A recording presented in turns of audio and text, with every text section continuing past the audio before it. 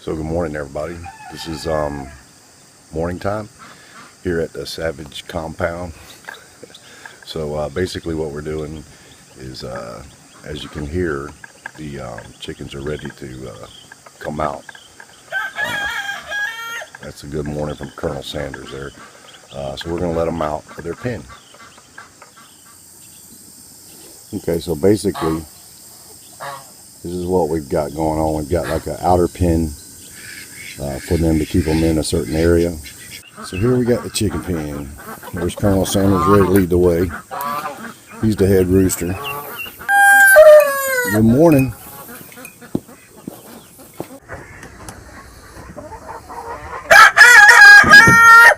Good morning, ladies. So we let everybody out. They're pretty excited.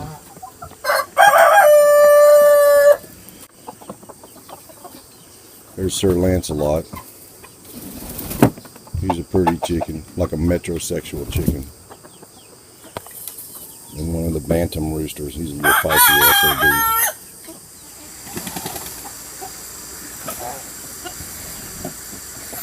The little gray ones are good at flying, so they fly up on the roof all the time. And girls start to come out. The roosters start chasing the girls and each other. You don't necessarily need roosters. Usually one good rooster is good. Too many roosters and the hens won't lay. But a good rooster is good for keeping the predators away.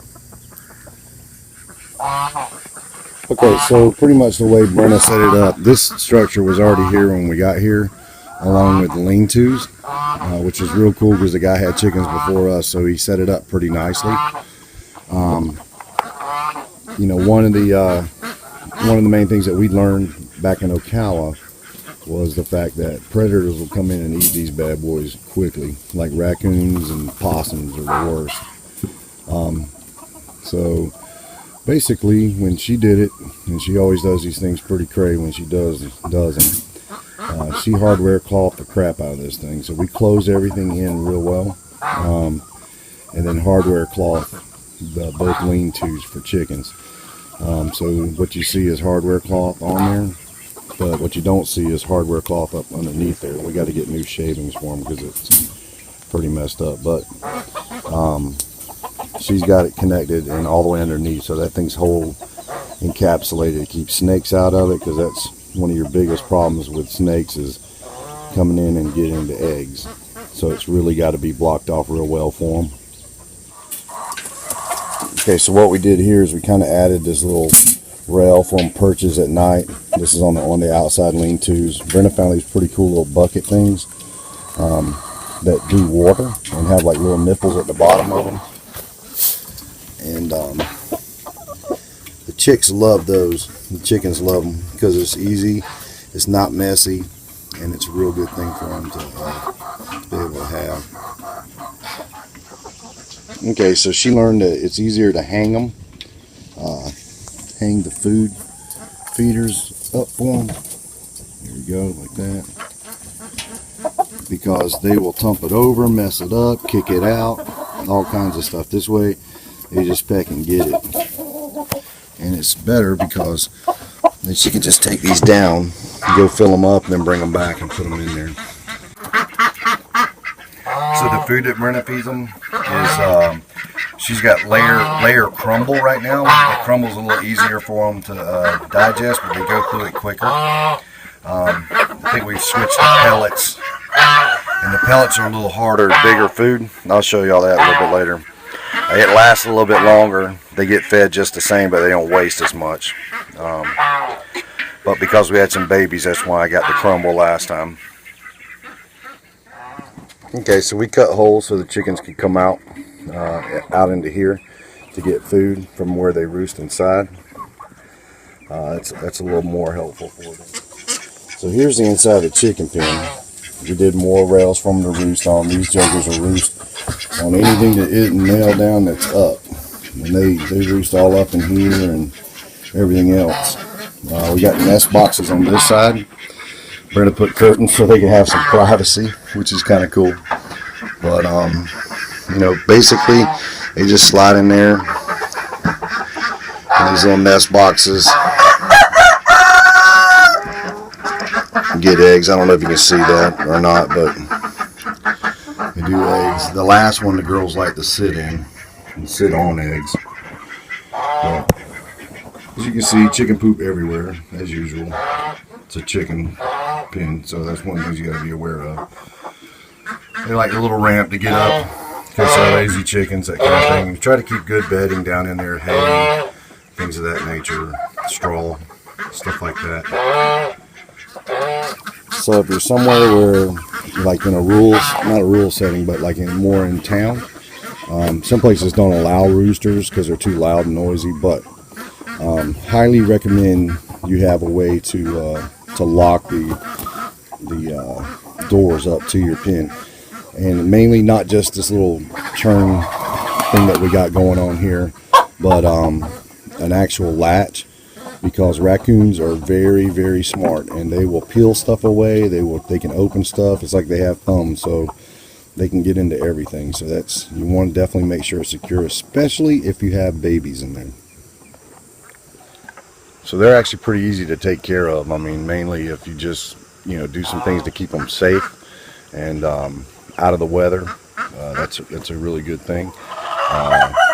Eggs galore. We'll show you some of that inside here, but right now we've got tons of eggs going on. But if you keep them safe, they'll live long and prosper. Every once in a while, like we had a chicken just die the other day. I don't know why. I don't know if a snake got a hold of it, or it just ate something it wasn't supposed to, or what. Or it got egg bound, which we had one laying double yolks. So if we stop getting double yolks, we know which one she was. So anywho, that's kind of the outside pen area and what we do on a normal basis with the chickens. Okay, so what you see here is basically, it's a brooder, but it's a little bit bigger one. So this is after they get a little too big for our little small one after they hatch, the hatchlings. This is ones where they're get them up big enough where they can hang with the big chickens without, having to get their butts kicked all the time. And we basically made this, so it's pretty easy. It's almost like a rabbit cage. It could actually be used for rabbits too. But got them in there pretty secure with hardware cloth, obviously, and then a little door for a latch.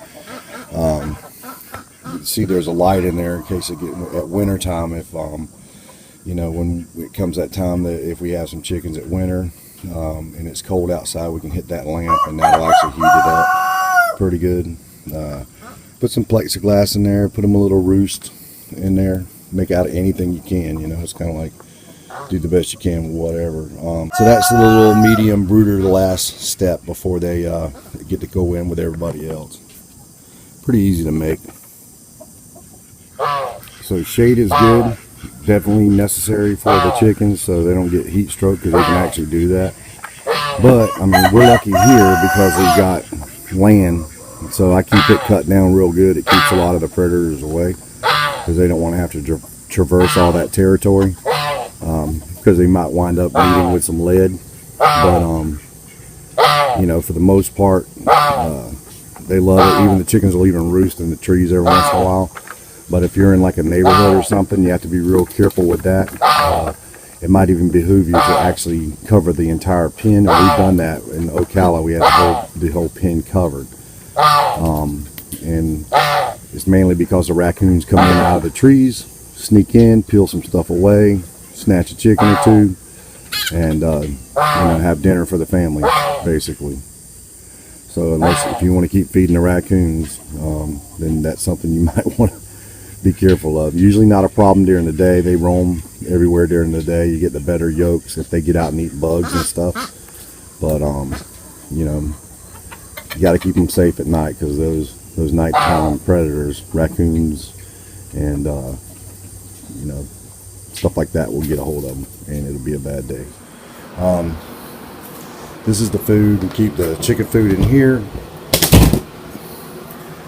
Basically, these are pellets that I was telling you. So she uses the pellets now because it's actually a little better because it lasts a lot longer.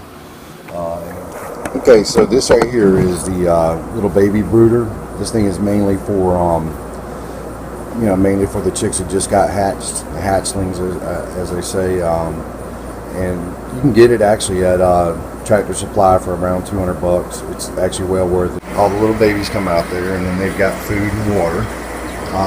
And then one of the things that Brenna did was actually take the top off of one of the incubators and uses it and set it up on some rocks to give them a little covered area that they can run up underneath that's warm. And that actually helps out quite a bit. So that was a pretty ingenious little idea right there, because the babies will stay up underneath it until they get a little bit of feathers on them and stuff, and then they come out. But it's really cool. It's a pretty neat little thing. It opens up here at the top. There's all the babies, the ones I hatched last week, plus some that Brenda's been hatching this past week. So pretty cool. Pretty neat little thing going on right here. Okay, so this is the incubator. I don't know how much it costs. I know Brenda paid, she's got 2 of them, and she paid a pretty little penny for them. Not too bad though. But anyways, it's basically temperature controlled because they have to be at a certain temperature. So right now we have eggs galore. These are all duck eggs on this side, and these are regular chicken eggs. And what they do is they rotate through.